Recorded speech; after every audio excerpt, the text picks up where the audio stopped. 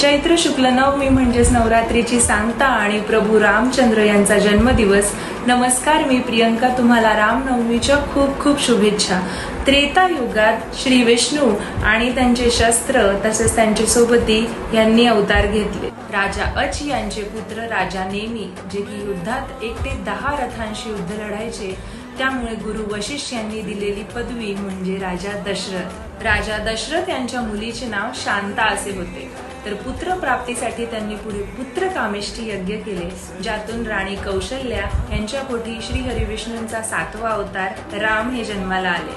तर राणी कैकेयीच्या पोटी शंख यांनी अवतार घेतला भरत नावाने. त्याचप्रमाणे सुमित्रेच्या पोटी शत्रुघ्न म्हणजे जे सुदर्शन चक्र, तर शेषनाग म्हणजे लक्ष्मण, महादेवाचा अंश हनुमान यांनी पवनपुत्र आणि अंजनीच्या पोटी त्रेतायुगात जन्म घेतला. त्याचप्रमाणे देवी लक्ष्मी यांनी मैथिलीची राजकुमारी मिथिला, राजा जनक यांची पुत्री जानकी म्हणजे सीता या रूपात जन्म घेतला. प्रभू राम यांचा जन्म दुपारी 12 वाजता झाला, तेव्हा समस्त देवी देवतागण यांनी त्यांचे राम रूपाचे दर्शन घेतले.